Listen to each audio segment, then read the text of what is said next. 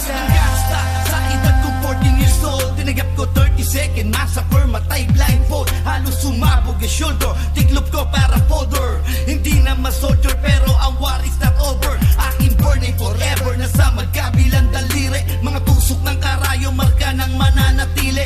Alam ko mali pero buhay ko dito naging makulay.